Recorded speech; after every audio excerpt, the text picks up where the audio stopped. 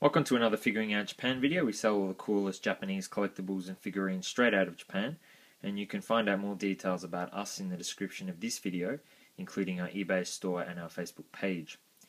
So in this video I'm actually going to be reviewing the Android 16 that you see towards the back. So I'll just sort of move these figurines a little bit so we can get him to the front. So this is the guy that we are going to be reviewing.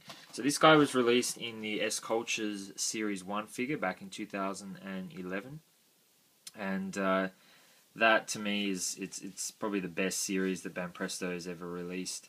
And I'm really happy that Android 16 got the great treatment of having this amazing figure built, because let's be honest, he's not the most major character in the Dragon Ball series. But personally, he's definitely one of my favourite characters that's appeared in the series, and it's great that Banpresto made this terrific figure of him. So first I'll just show you the box. So this is what the box looks like. It's the same box for all of the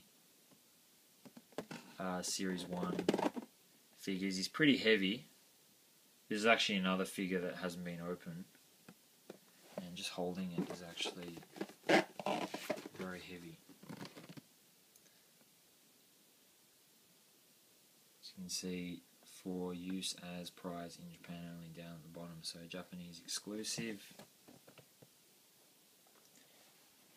And it's got the gold Toy Animation sticker. If I can get that into focus. There we go. So that's the box. So let's now have a look at the figure. So he comes in two pieces, or three pieces actually. There's the stand obviously, and then the bottom half, and then the top half. So obviously most of the action is in the top half, pretty much from here up.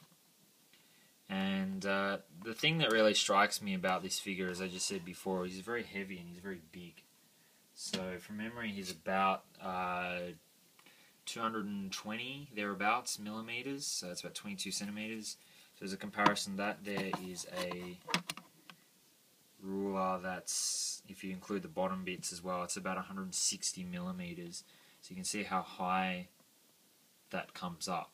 There's still a lot there. So if we go up again, it's about another 2 inches thereabouts. So about another 5 or 6 centimeters. So he's pretty big. He's about 220 millimeters. If I actually put the box there, the box I know is 200 mils. So you can see that he's a bit taller than that again. So he's very tall.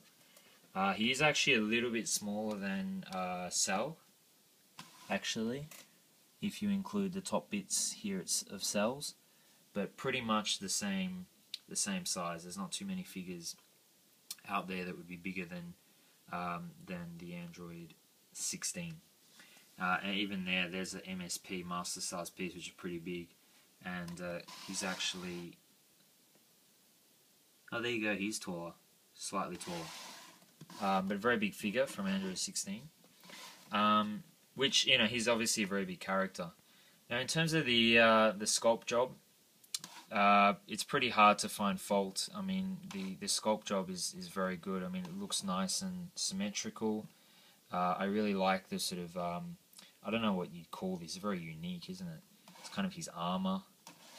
You know, really nice detail. They sort of got all these sort of lines and things which he has in the anime series. So it looks really good. And even though he's very tall and big, he actually, I mean, he's much better you sort of need to stand him on the stand, but he does, if you actually take him off the stand and sit him there, he does actually stand on his own, because the center of gravity is kind of quite even, if you see there from the side. That's something that Cell does not do, actually. Cell will fall back. So, you know, as a sculptor and a designer, you need to think about these things as well, because even on Cell's figure, he has a tendency, I've seen a couple of like second-hand figures that have the pins broken because the force of him sort of pushing back with the weight of the figure does that. So whereas with Android 16 you don't really have that problem. So the sculpt job is really good. The paint job is really good as well. I feel that, you know, the color looks really good. You can see with a bit of light shining on it, that looks really, really nice. You see the sort of contours of the muscles, even the stance and the facial expression looks very Android 16, Android 16-ish. It's a great figure. I really like the mohawk as well. You've got the earrings. I've actually just realized the earrings are silver. I always thought they were gold. Yeah, they're definitely silver. That's interesting. I'd have to check a picture of the anime. I always thought it was gold. So either they made a mistake there, or Banpresto usually goes with the manga coloring. So maybe originally in the manga he had silver earrings. I've got Android 18. Oh yes, Android 18 they did use gold. I'm really curious about that. I can't check it now obviously because I'm making this video, but I'll yeah, definitely check up on that. That's interesting. But anyway, it's not a big deal either way. But even his chin, you can see he's sort of got that, I don't know what you'd call that. It's probably got a special name. It's not a double chin, it's like a split chin. But yeah, the mohawk looks really cool. Got his muscles. It's very chunky, as I said, very chunky figure. It's a great figure, you know, really. It's very hard for me to kind of find fault with this figure. There's nothing to me that looks funny or strange or anything, other than the earring color that I just picked up on. The only thing perhaps they could have improved on, this is certainly not a complaint, but maybe just taking it to the next level. If you actually remember in the series, Android 16 is rebuilt by Bulma, and the change that they make is the Capsule Corp logo is replaced. So maybe they could have had like this plate and you could take it out and put another plate in with the Capsule Corp logo, or maybe just had a sticker, which Banpresto never includes stickers in their figures. But that's just kind of a crazy idea that I have that maybe they could have done. I mean, if I was displaying him, I would want him with the Red Ribbon logo, not the Capsule Corp logo, because, you know, he's an android from the Red Ribbon Army. But you know, if they really just wanted to take it up to like a, you know, super cool level, maybe they could have done that.